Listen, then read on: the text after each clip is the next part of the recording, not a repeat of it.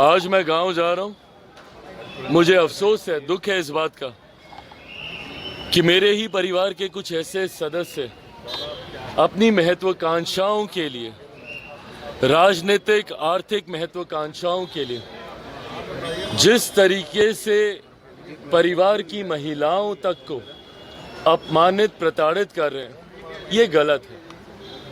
वो मुझसे बड़े हैं, मैं उनको कुछ नहीं कह रहा, पर मेरी बड़ी माँ तो उनसे बड़ी हैं। उन्होंने ज़रूर अपने आक्रोश को सामने रखने का काम किया। परिवार के सदस्यों ने इससे पूर्व राजनीतिक महत्वाकांक्षाओं के लिए मुझे, मेरी माँ को घर से निकाला था, और आज आर्थिक महत्वाकांक्षाओं के लिए मेरी बड़ी माँ, जिनकी शारीरिक परिस्थिति भी अभी ऐसी नहीं है कि वो इस तरीके की प्रताड़नाओं को झेल पाए, उनको जिस तरीके से घर से निकालकर कमरा बंद करने का, कमरे में ताला लगाने का काम किया गया, ये गलत है। ऐसा नहीं किया जाना चाहिए, पर ये उनकी सोच है। मैं मानता हूं कि अगर पहले उन्होंने पार्टी में हिस्सा चाहा, वो लिया, आज अगर उनकी सोच ये है कि अब वो संपत्ति तक में हिस्सा चाहते हैं, तो घर के बड़े वो हैं, फैसला उनको करना है। जो उनका फैसला है वो मेरी सराखों पर। Thank you. और जो 2025 में बिहार विधानसभा चुनाव है, विपक्ष साफ कह रहा है कि जो 17% लीजिएगा उसका सीधा सीधा नुकसान होगा सत्ता पक्ष को। क्यों कोई ये नुकसान करना चाहेगा, बताइए ना मुझे। अगर इतना ही स्पष्ट है, अगर विपक्ष इतना ही स्पष्ट है कि भैया 17% का हम लोग को नुकसान होगा, हम लोग क्यों करना चाहेंगे? हम लोग चाहते हैं कि समाज में बराबरी का एक माहौल बने, अमीर और गरीब के बीच की लड़ाई को कम करने की सोच के साथ मेरी सरकार कार्य कर रही है। ऐसे में कुछ मुट्ठी भर लोग जो यहाँ पे बैठकर निर्णय लेते थे, तकलीफ सिर्फ उन लोगों को होगी इससे। मुसलमान समाज में एक बड़ा वर्ग ऐसा है, गरीब मुसलमानों का, जिनको मौजूदा संशोधन जो हुए हैं उसका लाभ उनको मिलेगा। ऐसे में अगर विपक्ष ये कहता है, ये वही विपक्ष है जिन्होंने मुसलमानों को सिर्फ वोट बैंक बनाने का काम किया। 2006 में आई सच्चर कमेटी की रिपोर्ट ने स्पष्ट तौर पे मुसलमानों के हालातों का जिक्र किया। 2006 से पहले किसकी सरकारें थी? केंद्र में लंबे समय तक कांग्रेस समर्थक सरकारें रही। बिहार का अगर जिक्र करें तो पूरा 90 का दशक और 2005 तक लालू जी की सरकार थी। और तो और लालू जी का खुद का बयान, बिहार में विपक्ष का जिक्र कर रहे हैं तो एक प्रमुख पार्टी विपक्ष की राजद भी है ना, तो लालू जी ने खुद क्या बयान दिया था भारत की संसद में, बताएं मुझे। क्या उन्होंने अपने इस बयान में नहीं कहा था, पटना तक का जिक्र किया था कि यहाँ पे डाक बंगला चौक की ज़मीन ये लोग हड़प कर बैठे हैं, वक्फ बोर्ड ने कहाँ पे ज़मीन पे कब्जा नहीं कर रखा है? क्या आदरणीय लालू प्रसाद यादव जी ने ये नहीं कहा था कि कड़े कानून बनाने की ज़रूरत है? मैं तो अपने पिता के विचारों के संरक्षण की सोच के साथ आगे बढ़ रहा हूँ।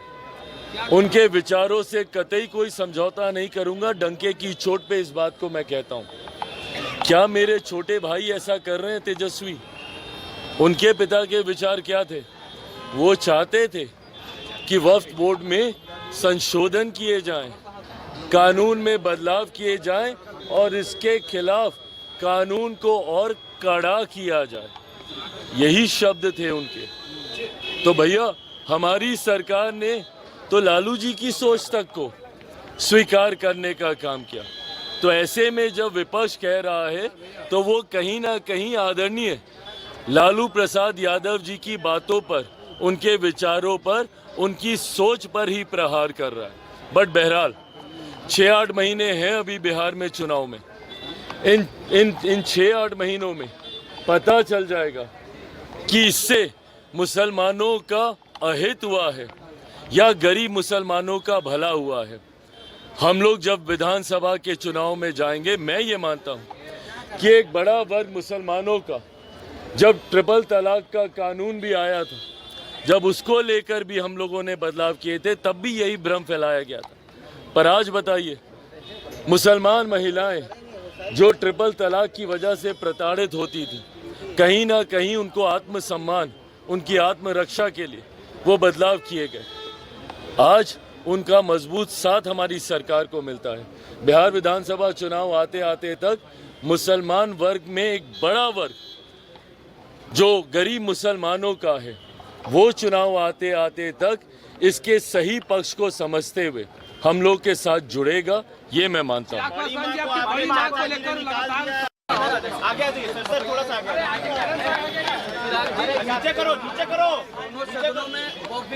पास हो गया है, क्या कहेंगे?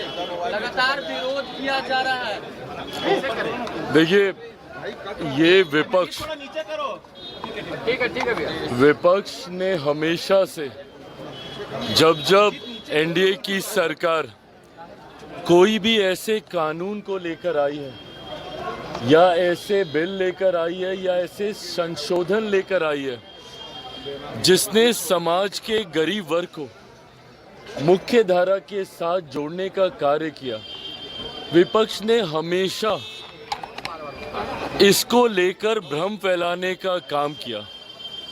फॉल्स नैरेटिव सेट करना, विपक्ष ने हमेशा इस कार्य को करने का काम किया है। जितने भी दल हैं, इन लोगों ने जनता के बीच जाकर भ्रम फैलाना, झूठ बोलना, फॉल्स नैरेटिव सेट करना, निरंतरता में ये काम जितने भी विपक्ष के घटक दल हैं उनके द्वारा किया गया।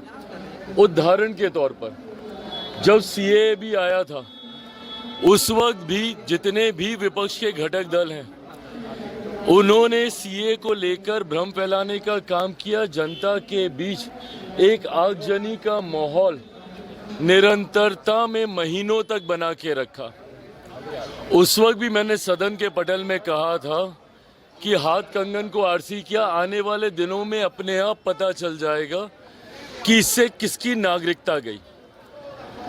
सीएए एक ऐसा कानून था जहां पे उन देशों में रह रहे अल्पसंख्यक लोगों को नागरिकता देने वाला वो कानून था, और इन्होंने उसको नागरिकता छीनने वाला कानून बताकर अल्पसंख्यक समाज, खास तौर पर मुसलमानों को के बीच जाकर ये भ्रम फैलाया कि अगर सीएए आ गया तो आप लोगों की नागरिकता छीन ली जाएगी। लंबे समय तक झूठ बोलने का काम किया। परिणाम स्वरूप देश भर में एक डर भय का माहौल बना रहा। आज मुझे बताइए, कौन से मुसलमान भाई की नागरिकता छीन ली गई? ये उन देशों में रह रहे अल्पसंख्यक समुदाय के लोगों को नागरिकता देने का कानून था जहां पे बहुसंख्यक मुसलमान थे। बट इन्होंने लोगों के बीच में, भारत में रह रहे मुसलमानों के बीच में भ्रम फैलाने का काम किया, ये कहकर कि इसमें मुसलमानों को नागरिकता नहीं दे रहे, इसलिए आप लोगों की नागरिकता छीन ली जाएगी। ये झूठ बोलने का काम। धारा 370 हटाते वक्त भी यही कहा गया था कि अब धारा 370 अगर हट गई तो देश भर के मुसलमानों को बर्बाद कर दिया जाएगा, निकाल दिया जाएगा। जब राम मंदिर बनने की बात आ रही थी, उस वक्त भी कहा गया था कि अगर राम मंदिर बनेगा तो देश भर के मुसलमानों को निकाल दिया जाएगा। सिर्फ झूठ बोलना, फॉल्स नैरेटिव सेट करना। इस लोकसभा के चुनाव में इन्होंने क्या किया? बार बार ये कह रहे थे कि अगर मोदी सरकार तीसरी बार आ गई तो आरक्षण समाप्त हो जाएगा, लोकतंत्र की हत्या कर दी जाएगी, संविधान समाप्त कर दिया जाएगा। जवाब देना विपक्ष के तमाम घटक दल, किसका आरक्षण छीन लिया गया? कहां का संविधान खत्म कर दिया गया? या फिर किस मुसलमान की नागरिकता छीन ली गई? सिर्फ झूठ बोलकर, डर का माहौल बनाकर आप अपने वोट बैंक को संभाल के रखते हैं। ये सोच गलत है।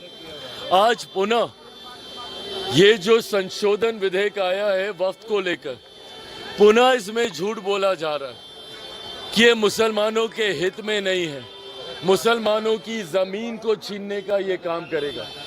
जबकि स्पष्ट तौर से कहा गया है कि ये रेट्रोस्पेक्टिव है, इसमें किसी का भी अभी तक जिस भी मुसलमान की ज़मीन है या उस पे मस्जिद बनी हुई है उसको नहीं लिया जाएगा, उसको नहीं तोड़ा जाएगा, फिर भी उनके बीच जाकर ये भ्रम फैलाया जा रहा है। और इसमें ये तक कहा गया है कि अगर कहीं पे विवाद चल रहा है किसी विषय ज़मीन को लेकर तो उसमें जो न्यायालय का फैसला आएगा वो सबको मान्य होगा। तो इसमें गलत कहाँ पे कोई कह रहे? अगर किसी सिस्टम में कोई पारदर्शिता लेकर आ रहा है, अगर ट्रांसपेरेंसी अगर एक सिस्टम में लाई जा रही है तो इसमें गलत क्या है? अगर आप गरीब मुसलमानों को उनका हक देने का काम कर रहे हैं तो इसमें गलत क्या है? अगर आप ये वीडियो YouTube पर देख रहे हैं तो हमारे चैनल को सब्सक्राइब करें और बेल आइकन को दबाना ना भूलें। अगर आप Facebook पर ये वीडियो देख रहे हैं तो हमारे पेज को लाइक करें।